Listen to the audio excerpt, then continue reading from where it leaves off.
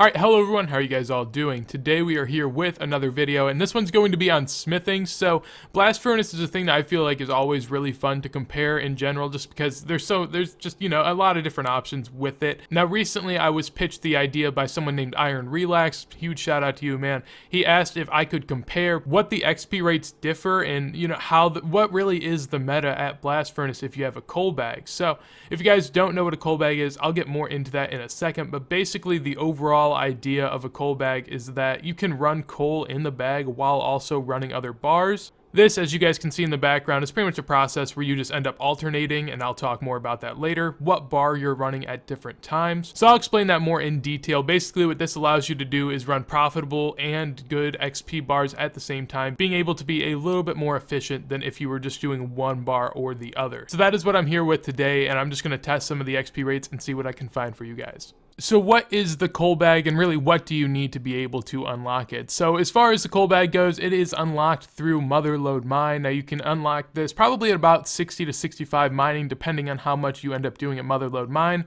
It's unlocked through 100 gold nuggets. You passively get a decent amount of them, and once you get 100, you can purchase the coal bag. Now what the coal bag allows for you to do is it's pretty much a pouch where you can store 27 coal. The reason that this is helpful at blast furnace is because whenever you are making bars that are profitable, such as mithril, rune, addy, anything like that, you need coal to be able to do that. Part of the hassle of making those bars is the fact that you have to run to and from the bank depositing coal a decent amount of time, and it kind of gets in the way of the process. However, if you run gold bars while also running coal in your coal bag, this allows for you to get good XP rates whenever you're running coal, and on top of that, you make a little bit of profit whenever you decide to run a profitable bar. So that's really how this money-making method is built. I guess really this is just an improvement upon blast furnace if you want to be able to go ahead and do it. It does take a little bit more concentration, but it is something I would recommend. So for me, it was really hard to be able to kind of imagine the trip cycles in my head, so I made a little diagram if you guys want to look at it. Basically, this helps you kind of understand how you'll be running bars as I'm showing in this video. So it shows you pretty much what each inventory should look like. The inventories are marked by a line, and pretty much it just contains what you should be running. With something like mithril bars, where you'll be going from level 50 to 85, and that's because adamant bars are actually worse to do than myth bars, so it doesn't make sense to be able to fit them into your run. You may as well run something profitable. Basically, what you end up doing is you run one inventory with coal and gold, and then you bank, and then you come back and you run another inventory with coal and mithril, and this will allow you to get one inventory of mithril bars and one inventory of gold bars. So essentially half the time in an hour you're doing gold, half the time in an hour you're doing mithril. Now as far as rune bars go, this is going to be a little bit more costly because you'll be running 3 trips of gold bars, but that's just because you have to run so much more coal with the rune that you may as well. So as far as this goes, basically it gets broken down into 3 straight trips with gold and coal, and then your 4th and final trip of the cycle with rune and coal. And this will allow you to get 3 trips of gold bars and 1 trip of rune bars.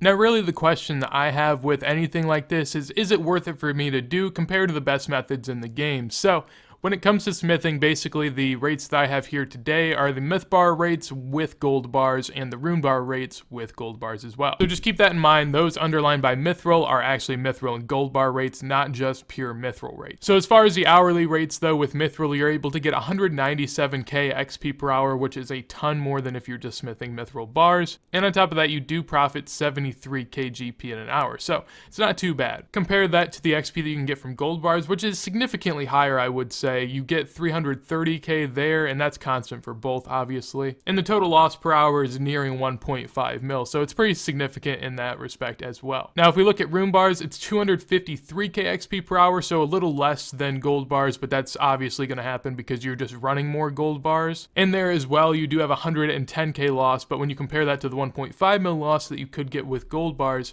it doesn't seem all that bad. The way I like to sum up these videos is with a number in which I can pretty much just tell you whether or not it's going to be worth it for you to do this method of the game. So whenever we compare mithril bars with gold bars to just gold bars alone, what we see is that it's basically worth it for you to do mithril and gold combination if you can't make more than 2.38 mil per hour. So pretty much if you can make more than 2.4 mil per hour, then it's worth it for you to do gold from level 50 to 85, but If you can't, then it's going to be worth it for you to do Mithril. Now, comparing this to rune bars are, as I said before, from 85 to 99. We see that the rune bar and gold combination is worth it if you can't make more than 4.4 mil per hour. So for most people in the game, I would imagine that 85 through 99 smithing is probably most going to be done through the gold ore and rune bar method. As far as mithril bars, for the most part, I think most people are going to actually probably do it. Now, it is a little bit more click intensive in the fact that you have to, empty and fill a pouch every time you go to the bank. So there is a little bit of trade-off there, but overall,